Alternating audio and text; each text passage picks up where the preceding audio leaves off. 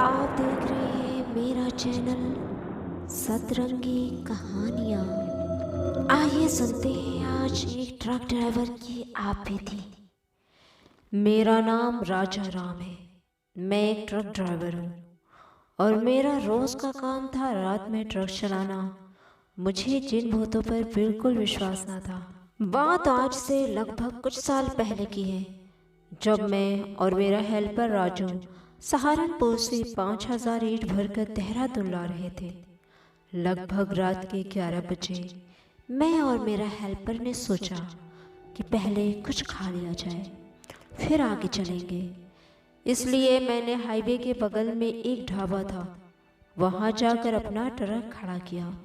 खाना वगैरह खाकर जैसे ही हम उठकर जाने लगे, तभी उस ढाबे वाले ने पूछा, अरे उस्ताद, किस तरफ की ओर जा रहे हो? मैंने कहा, बस भाई, देहरादून तक जाना है।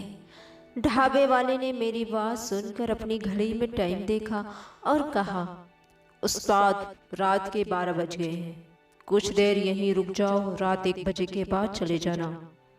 उस ढाबे वाले की बात सुनकर मुझे बड़ा अजीब लग रहा था। मैंने कहा, क्यों?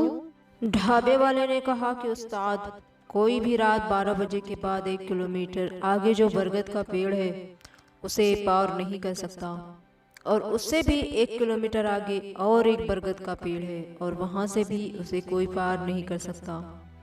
मैंने उसकी बात सुनकर कहा, अरे नहीं भाई, मैं नहीं रुक सकता, मुझे ये ईंट जल्दी ही देहरादून पहुँचानी है, और वैसे भी मुझे इन सब बातों पर बिल्कुल भी विश्वास नहीं है।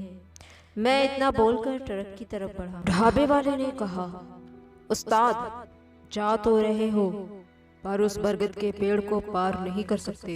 चलो देखेंगे यार। ये कहकर मैं अपने हेल्पर के साथ आकर ट्रक में बैठ गया और हम चल पड़े देहरादून की तरफ।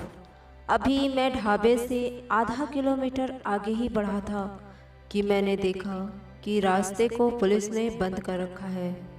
मैं थोड़ा आगे बढ़ा और शीशा नीचे करके पुलिस वाले से पूछा कि रास्ता क्यों बंद है सर? पुलिस वाले ने कहा, अपना ट्रक साइड पे खड़ा कर दो और यहाँ से 1 बजे के बाद ही जाना। मैंने कहा, नहीं सर, मुझे बहुत जल्दी है, प्लीज़ मुझे जाने दें। उसने कहा कि देखो, 12 बज गए हैं और अब 1 बजे तक उस बरगद के पेड़ को कोई पार नहीं कर सकता है। मैंने कहा, सर, मैं इन सब बातों को नहीं मानता, मुझे जाने दें। पुलिस वाले ने कहा, ठीक है, जा, लेकिन तो उस बरगद के पेड़ को पार नहीं कर पाएगा। मैंने अपना ट्रक स्टार्ट किया और वहाँ से निकल पड़ा। राजू ने कहा, उस्ताद, हम उसकी बात मान लेते तो बेहतर था। देखो ना, ना आगे कोई गाड़ी है ना पीछे। राजू की बात सुनकर मैंने आगे पीछे देखा तो सचमुच पूरी सड़क सुनसान थी। मैं 20 साल से ट्रक चलाता हूँ, लेकिन अभी तक मैंने इतना सुनसान हाईवे नहीं देखा था। मैं भी सोच रहा था कि हमें वहाँ रुक जाना चाहिए था। अब तो मुझे भी डर लगने लगा, लेकिन राजू मेरे साथ था और मैं उसे ये एहसास नहीं दिलाना चाहता था कि मैं भी डर गया हूँ। इसलिए मैं लगातार ट्रक चलाए चला जा रहा था। तभी एकदम से सब कुछ उल्टा हो गया। मेरा सर ट्रक की छत से जा टकराया और बाहर की सब चीज़ें भी मुझे उल्टी ही दिख रही थी। तभी राजू ने कहा, उस्ताद, हमारा ट्रक पलट गया है। पर यह कैसे हो सकता है? हमारा ट्रक तो बिल्कुल सीधा जा रहा था, ना कोई एक्सीडेंट हुआ ना कुछ, फिर हमारा ट्रक उल्टा कैसे हो गया? मैं और राजू किसी न किसी तरह ट्रक से जब बाहर निकले तो हमारी आंखें फटी की फटी रह गईं। मैंने देखा कि हमारा ट्रक बिल्कुल उल्टा पड़ा हुआ है। ऐसा लग रहा था जैसे किसी ने उठाकर इसे उल्टा रख दिया हो। ट्रक में जो ईंटें थीं वो भी वैसी की वैसी ही रखी हुई थी और ट्रक पर कोई निशान भी नहीं आया था। मैं खड़ा ट्रक को देख ही रहा था।